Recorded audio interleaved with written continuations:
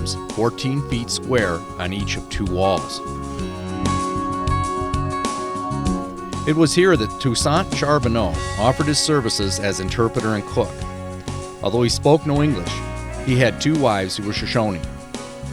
The captains intended to trade for horses with the Shoshone when they reached the Rocky Mountains. In the spring, Charbonneau and one of his wives, Sakakawea, would leave Fort Mandan with the expedition.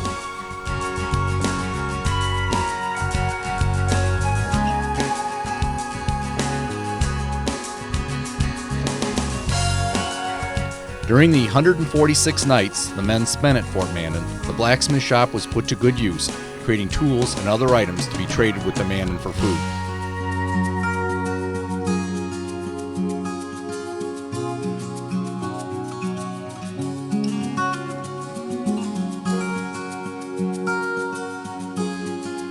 RV parking is available, but limited to smaller rigs. Since the Washburn area is home to several interpretive sites, setting up in a campground and visiting by towed or towed vehicle is a good idea.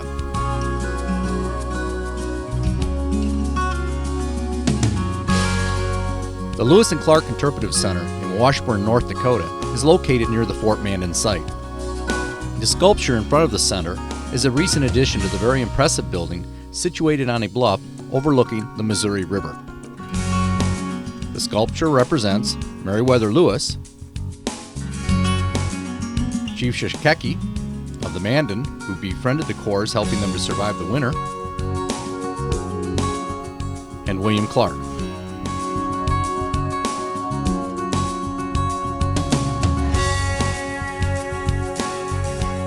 This center focuses on life at Fort Mandan during the winter of 1804-1805 and the Corps' interaction with the Mandan and Hidatsa.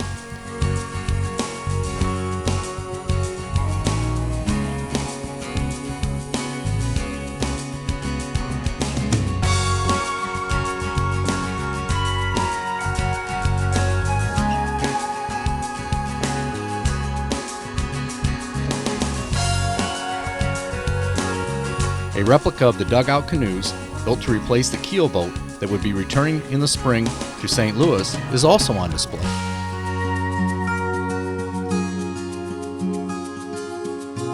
The center features plenty of RV parking that will handle even large rigs.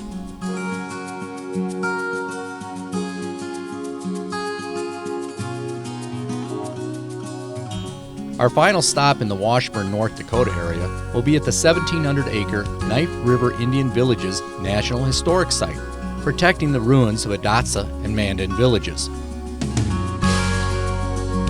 The Visitor Center offers a very interesting movie about life at the villages before they were abandoned.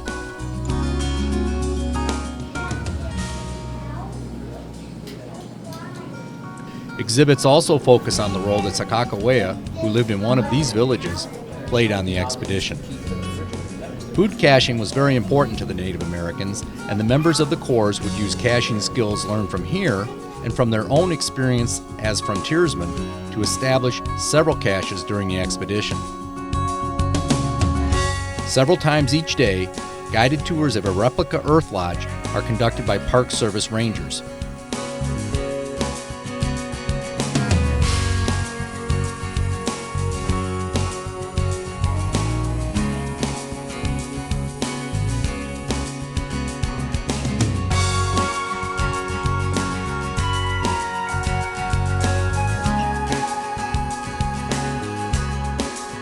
A variety of walking trails allow you to get out and walk among the hundreds of depressions where Earth Lodges once stood.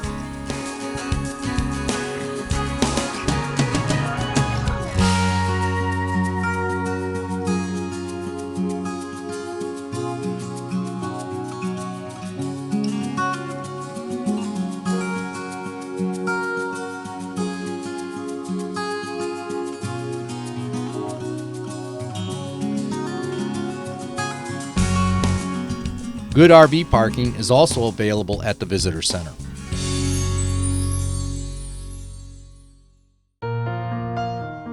The Fort Union Trading Post National Historic Site is located at the confluence of the Yellowstone and Missouri Rivers near Williston, North Dakota, and is accessible from North Dakota Route 1804.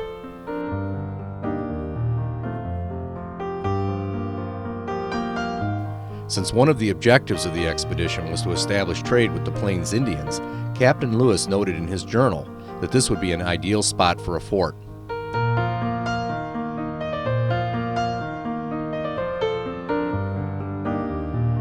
Built in 1828, Fort Union became one of the largest trading posts on the upper Missouri. The fort was dismantled in the late 1860s. However, the Park Service has created an impressive reconstruction.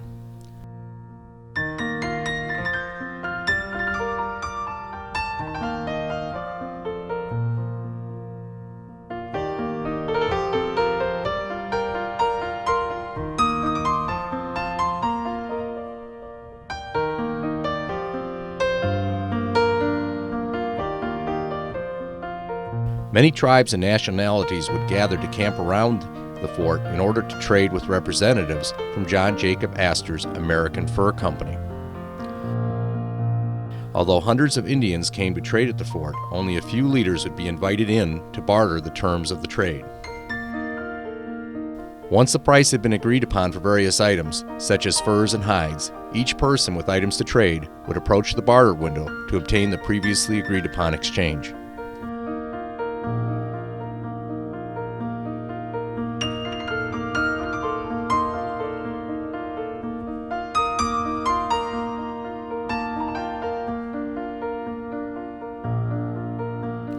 Also located nearby is the Missouri-Yellowstone Confluence Interpretive Center. During the expedition's return to St. Louis in the summer of 1806, the Corps divided in western Idaho. Half of the group, led by Captain Lewis, would return by way of the Missouri, and the other half, led by Captain Clark, would return on the Yellowstone. Although the two groups planned on meeting at this site, the actual reunion took place further east under what is now Lake Sakakawea.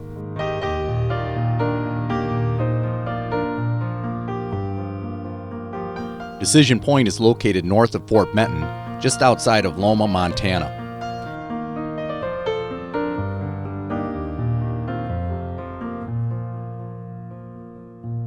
On June 2, 1805, the expedition reached a fork in the Missouri, which had not been described to them by any of the Indians they had met with. Most of the men believed the North Fork was the Missouri, while the captains both felt the South Fork was the correct choice. After spending 10 days making several explorations up each fork, the captains decided to proceed on the South Fork. Several days later, Lewis, proceeding ahead of the main group, heard the sound of the Great Falls. The mysterious river that looks so much like the Missouri would be named the Marias. One advantage of getting out early to explore sites along the trail is the opportunity to spot wildlife.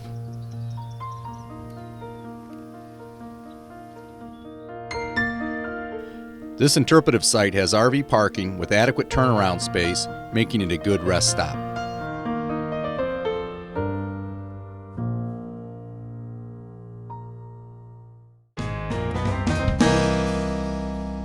Located just off Interstate 15 in northwestern Montana, Great Falls deserves several days of your time as you travel the trail.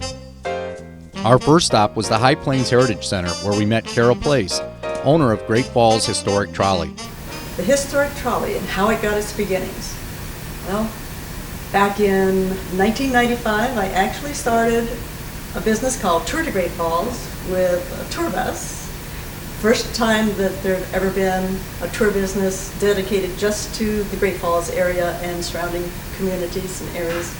Went out, found myself a trolley. You don't find them on every street corner in the United States. Found one that is enclosed so that I can do Christmas luminaria tours with it. And of course, during the summer, it's air conditioned. And from there, we've just had a wonderful time showcasing this community to travelers as well as to the local people. So much history, even for our local people to learn about. The route we're going to take today is going to take in a lot of Lewis and Clark history. We'll be at places, and it's essentially a riding tour, but we will be at places where different things happen to them. And then we actually do take in 4 of the 5 waterfalls, although one is underwater right now. And then we'll also see where Captain Lewis got chased into the river by the grizzly bear, where they heard those loud booms that nobody has ever been able to understand what they were. So just a variety of places with Lewis and Clark. We'll also do the historic downtown and railroad area, and people just love the historic home district and the churches. So it's a neat tour, just a good overview of so much to see and do in Great Falls. People are so surprised at all we have here. So we've seen rainbows almost all the way across. It is awesome. Now, doesn't look like it here, but this is about a 50-foot waterfall. Now, as we look down here at Crooked Falls, can you all see where I'm talking about down here, where the cliff comes out into the river and out around? We also refer to that one as Horseshoe Falls because it does kind of come in the shape of a horseshoe. But as you look at that one, that's the only one we can see while we're here that does not have a dam directly back behind it. But there's another one here, just can't see it. It's on the other side of the railroad bridge. It is covered up with water, backed up from the dam. It's only about a 6 or a 7 foot waterfall called Coulter Falls. 5 waterfalls in the area, also 5 dams. They're all hydroelectric. Great Falls is known as the Electric City. So right in this immediate area, we've got 3 waterfalls. Further on down is what I call the True Great Falls. That's the first one that Captain Lewis came to. That one's about an 80-foot waterfall.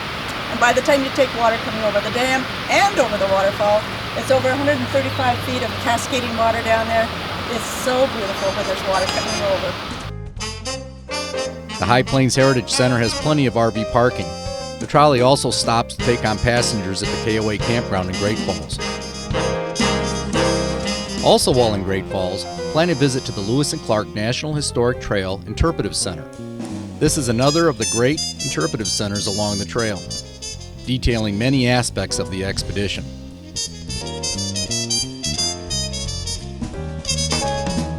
The members of the expedition spent a month in the Great Falls area, where most of their time was spent negotiating the very difficult 18-mile-long portage around the 5 waterfalls.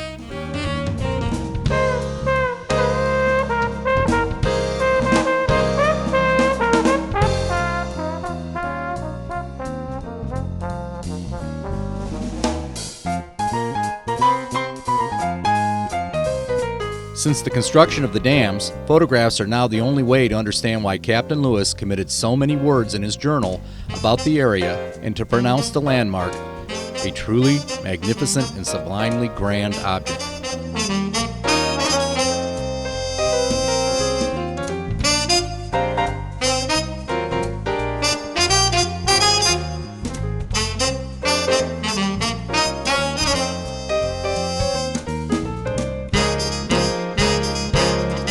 Seven miles of paved biking and walking trails run along the river, connecting the center to many of the waterfall overlooks.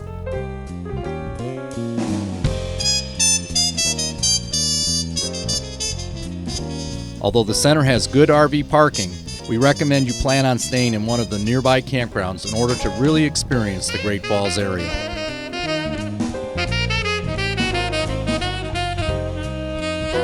Along Interstate 15 between Great Falls and Helena, Montana, we'll visit the gates of the Rocky Mountains.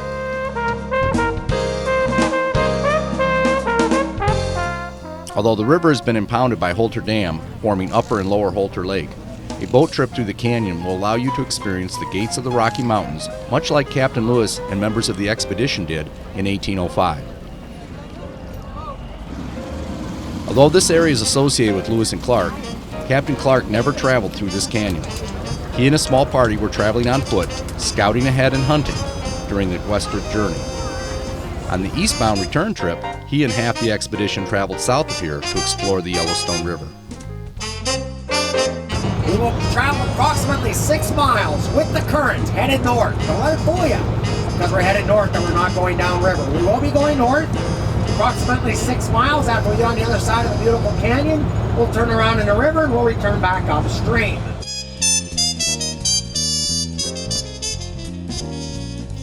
On July 19, 1805, Lewis wrote in his journal, "Every object here wears a dark and gloomy aspect. The towering and projecting rocks in many places seem ready to tumble on us. From the singular appearance of this place, I called it Gates of the Rocky Mountains."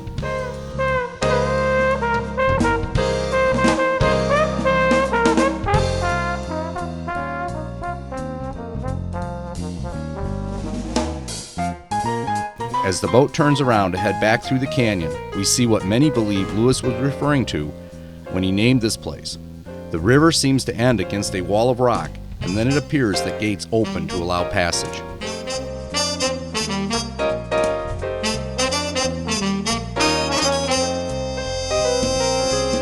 On the return trip through the canyon, the boat stops at Meriwether Lewis picnic area.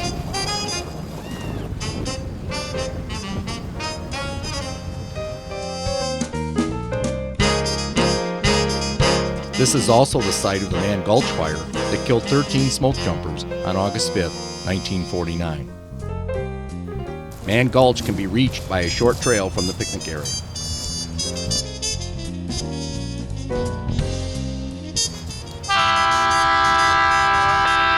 The sound of the horn signals you to return to the boat, or you may wish to stay at the picnic area and catch a later boat. Be sure not to miss the last boat of the day, though.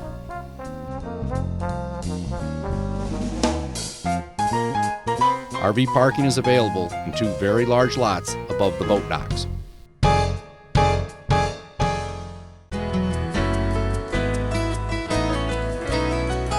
Missouri Headwaters State Park is located just northeast of Three Forks, Montana, off of Interstate 90.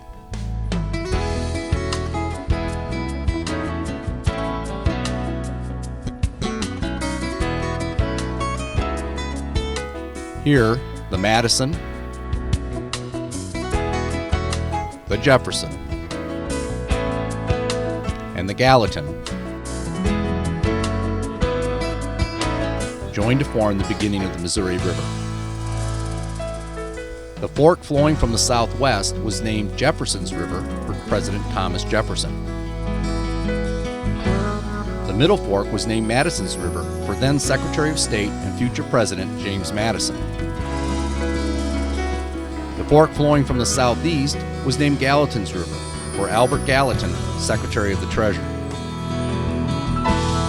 Unlike the unknown fork of the Marias River at Decision Point, the Mandan had very clearly described the three forks, and Sacagawea was also familiar with the area. After several quick excursions up each of the forks, the Jefferson's River, flowing from the southwest, was followed.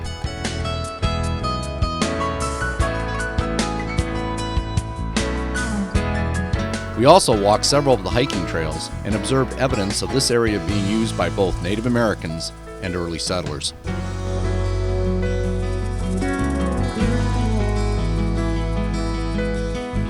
A small, no hookups campground makes this a good overnight stop.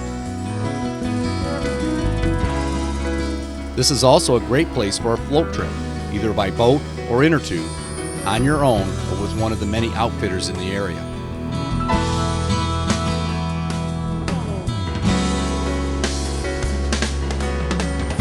Beaverhead Rock is located along Montana Route 41, and Clark's Lookout is located just north of Dillon. By August 8, 1805, the captains continued to worry that they had not yet met any of the Shoshone and that the river they followed continued south rather than west towards the mountains. It was here that Sacagawea recognized a formation she called the Beaver's Head and knew she was now near the summer retreat of her people. Unfortunately, the state interpretive site and parking area at milepost 13 on Montana 41 presents the rock at the wrong angle.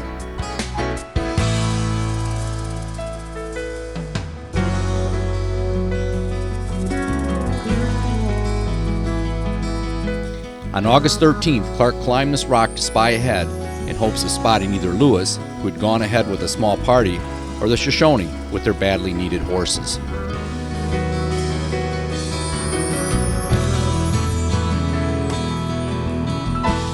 By this point, the Beaverhead, the river they were following, was so shallow and slow that they had to tow the canoes, making only 4 or 5 land miles each day. Looking to the west, Clark was still concerned they seemed to be moving no closer to the mountains they must cross. A large parking lot on this site will accommodate most RVs.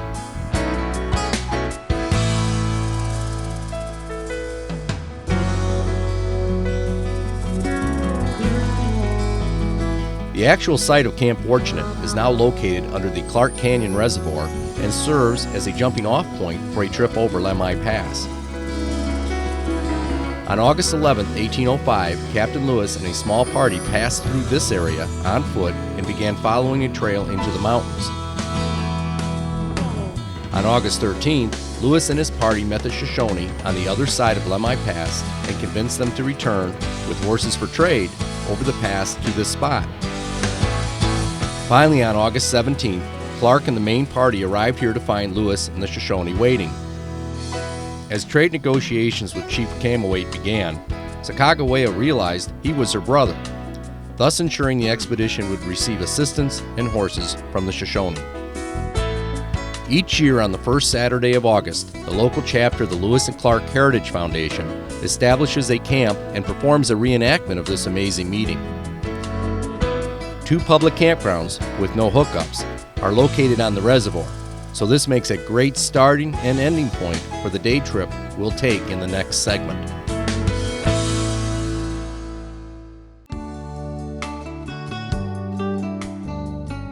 Lemhi Pass is southwest of Dillon, Montana, accessed from Montana 324 off Interstate 15. Since the road over the pass is a single-lane gravel adventure byway maintained by the Forest Service, we recommend visiting Lemhi Pass as part of a day trip with your tow or towed vehicle. A good loop drive can be created by taking US 93 over Lost Trail Pass, then returning to Dillon or Clark Canyon Reservoir via Montana 43 and Montana 278.